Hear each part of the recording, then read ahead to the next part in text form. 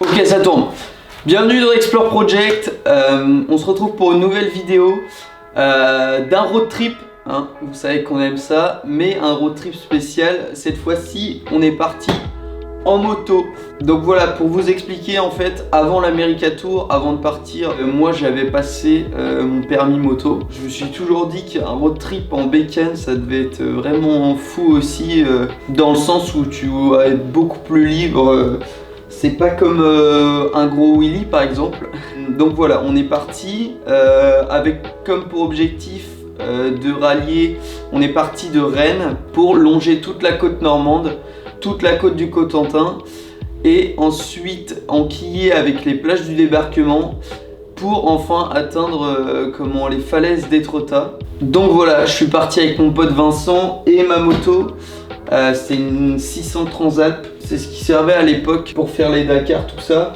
Et c'est vraiment réputé comme une moto qui tient dans le temps, une dure à cuire, qui est faite pour voyager, tout ça. Donc ouais, je suis vraiment content de ma bécane. Et puis elle a bien tenu toute la route. En tout, on a fait 1000 bornes. Donc voilà, on est parti direction les plages normandes. Vas-y, Bago, c'est bon.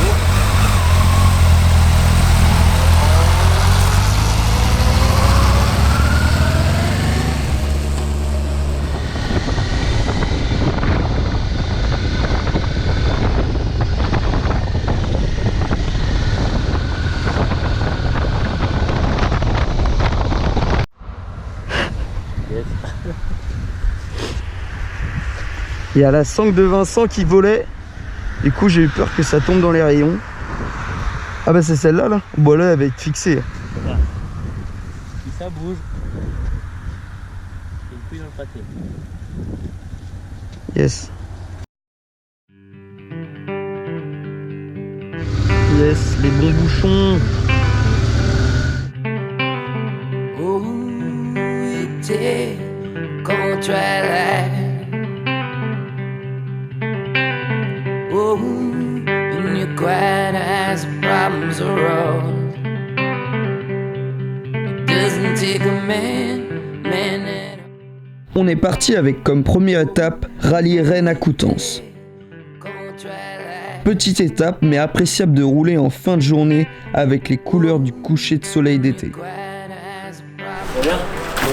Ça fait bon, je te vois en motard. Ça va? Ah ouais, c'est vrai? Bah ouais, avec les... On a dormi chez Arthur, un ami de longue date. Et le lendemain matin, nous nous sommes réveillés à 6h, histoire d'avoir le temps pour bouffer de l'asphalte et en même temps faire des pauses et apprécier le paysage.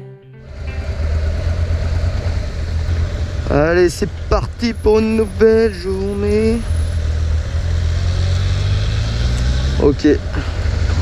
Bon, là, on va longer la côte normande ouest. Il y a une petite route sympa qui fait tout le long. Donc ça risque d'être joli, voilà.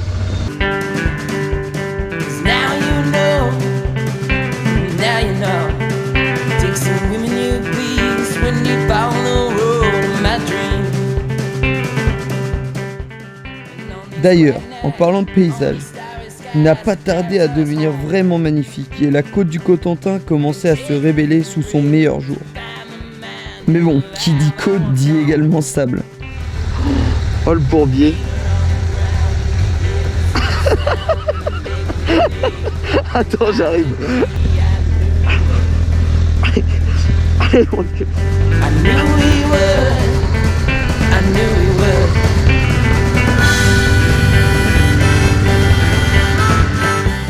On a alors longé toute la côte ouest de la Normandie, qui est connue pour être la plus sauvage. Et ce qui est vraiment appréciable pour contempler cette nature, c'est de suivre la route touristique, qui offre des panoramas sur la mer et sur le fameux bocage normand.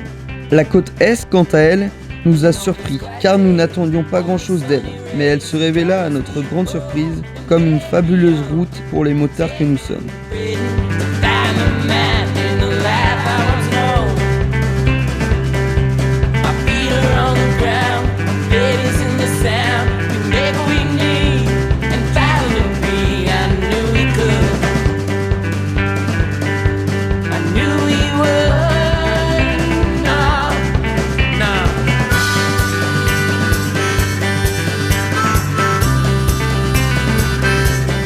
Petit à petit sur notre passage, nous avons vu des signes annonciateurs des plages du débarquement. Alors nous en avons profité pour nous rafraîchir la mémoire. Mais également pour reposer notre arrière-train qui au bout de 4 heures en avait bien besoin.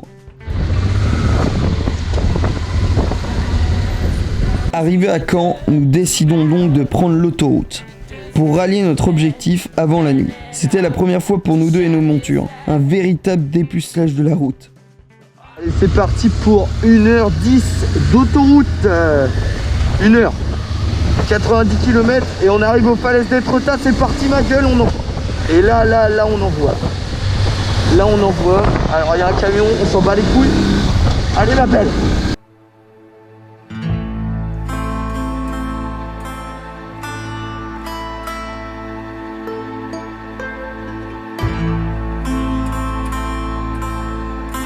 L'autoroute, c'est du tout droit, de la vitesse, du vent à te faire sortir les yeux des orbites. Mais pour nous, ça a été aussi le mythique pont de Normandie. C'était vraiment top de passer dessus sans un surplus de carrosserie qui t'empêche correctement de contempler le décor. Hop, petit fromage sur l'autoroute. Ça c'est pas commun moi. Ça c'est baroudage. Avec le pont de Normandie. Ah oui aussi, on a appris que pour certaines bornes d'autoroute, les motards n'ont pas besoin de payer. À croire que ceux qui s'en occupent ont aussi une moto et seulement 5 € dans leur poche. À la tombée de la nuit, nous avons commencé à chercher un spot pour établir notre bivouac. Bon, on va pas se le cacher, c'était pas vraiment un super spot. Le parking qui se trouvait à côté servait de point de rendez-vous pour des personnes plutôt louches. Mais les centaines de kilomètres abattus dans la journée ont eu raison de nos paupières.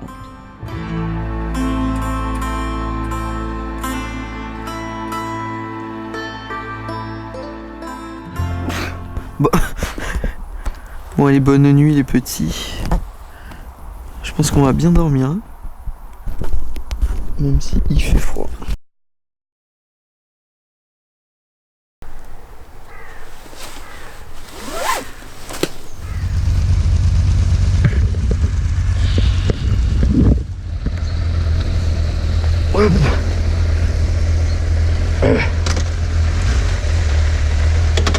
Vas-y.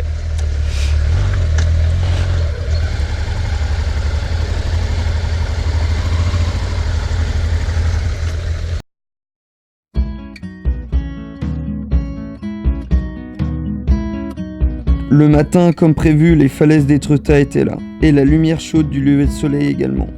C'était vraiment un spectacle magnifique.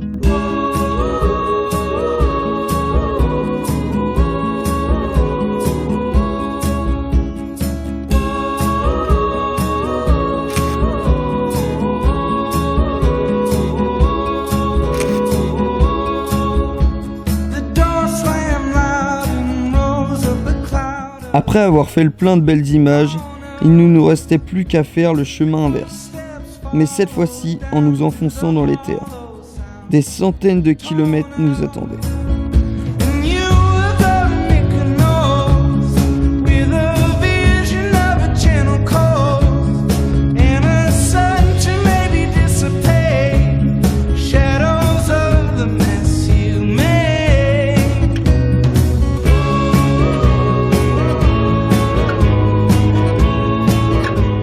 La route était plutôt longue et mis à part des champs, la traversée de petites villes, il ne se passait pas grand chose sur la route. Heureusement, avant de rentrer, il nous restait un endroit à explorer. Les Alpes Mancelles.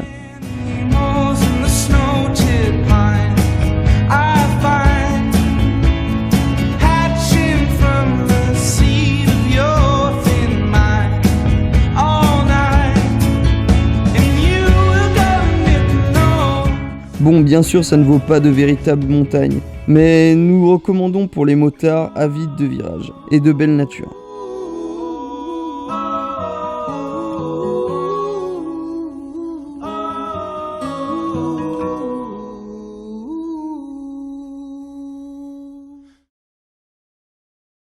Et voilà, c'est déjà la fin de la vidéo. On espère que ce road trip en moto, ça vous a plu. En tout cas, nous, pour faire un petit bilan rapide sur ce voyage à moto, top. C'est vraiment cool. Je pensais pas à ce point-là, la moto. Dans le sens où, bah, oui, non, c'est ça, c'est beaucoup plus la liberté qu'en van, en camping-car, etc. Même s'il y a des avantages pour chaque véhicule et des inconvénients, bien sûr, on est d'accord. Mais la moto, c'est vrai que bon, bah, tu peux aller dans des chemins pour trouver un bivouac pour la nuit, c'est beaucoup plus simple. Bah, comme on le disait, l'autoroute, tu as des bornes non payantes. Tu peux te garer où tu veux. Les inconvénients, c'est peut-être les bagages quand tu laisses ta moto avec tes bagages, tout ton matos dedans. Bon, on a confiance en l'humain. Hein. Et non, puis les sensations, t'as les odeurs, le vent dans ta gueule. Je sais pas, moi, ça m'a carrément plu. Franchement, nous, on devait partir pendant 4 jours. Au final, on est parti même pas 3 jours, tellement qu'on a kiffé rouler et faire du kilomètre. Donc voilà, bilan super positif. Bon bah abonnez-vous et puis on se retrouve bientôt, je sais pas exactement quand, pour de nouvelles vidéos, de nouvelles aventures, de nouvelles explorations, de nouvelles bêtises, parce qu'on adore faire ça. Et puis voilà, buvez des bières et soyez heureux. Allez, salut!